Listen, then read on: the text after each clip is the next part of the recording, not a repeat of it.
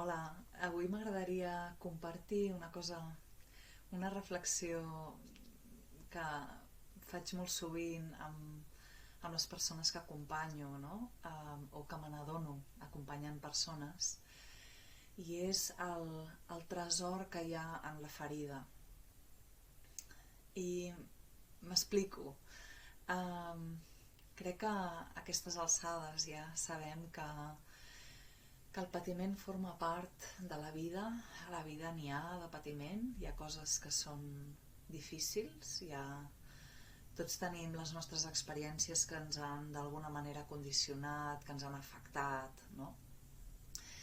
I tant de bo que no haguéssim de passar per aquests patiments, tant de bo que no tinguéssim doncs, certes vivències, no? Que el seu dia van ser molt difícils. I alhora també m'adono que quan una persona fa el seu procés personal, aquest lloc de ferida, aquest lloc que pot ser molt difícil, també es pot convertir en un potencial, en una capacitat que no podria tenir si no hagués passat per aquesta ferida, no?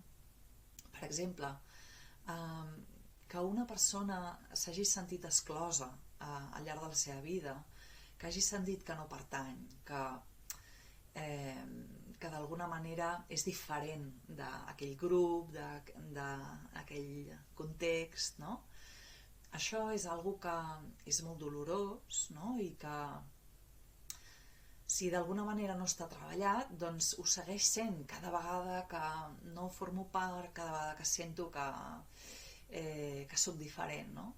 Però si podem fer aquest treball d'estar bé sent diferent, no? De poder estar en pau amb no ser exactament igual, realment podem fer una aportació en termes de riquesa, d'enriquim un grup quan les persones són diferents, no? O un altre exemple, quan una persona doncs, ha tingut situacions molt difícils en la infantesa, per exemple, no? I ha patit doncs, coses molt difícils, no? Pot ser, no? És molt probable que tingui una sensibilitat especial per la infantesa, no? I que tingui aquest impuls de dir no, als infants se'ls ha de protegir, se'ls ha de cuidar, sí? I aquest impuls també surt d'aquesta ferida.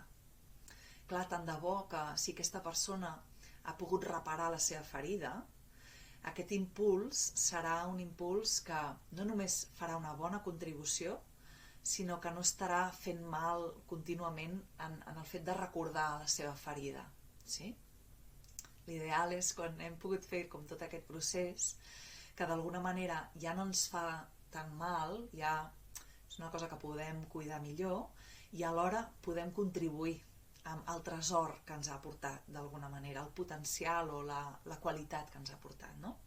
O per exemple això, una persona que ha viscut situacions molt injustes, no? I que ha sentit la impotència, la ràbia, la frustració de viure una situació molt injusta, fàcilment serà una persona molt sensible a les injustícies i podrà tenir la força, la perseverança, l'impuls per fer alguna cosa per aturar les injustícies, no?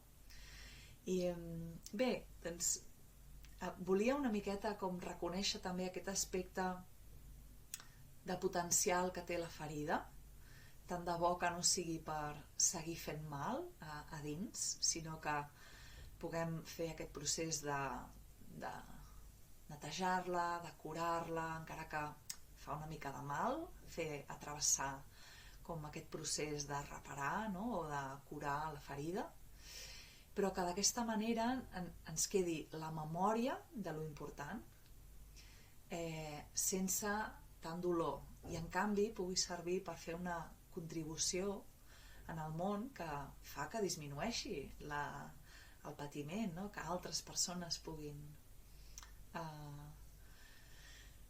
també beneficiar-se'n, no?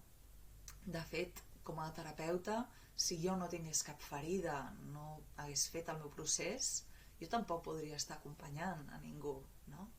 Aleshores, també part del meu tresor està amb el treball que he fet amb les meves ferides, no? I això també és com algo que puc aportar al món. Segur que amb una idiosincràsia, no? Cadascú té com la seva particularitat, però sí, per mi és molt bonic poder acompanyar persones a fer aquests processos, no? I veure després com fan aquestes meravelloses contribucions al món. Gràcies.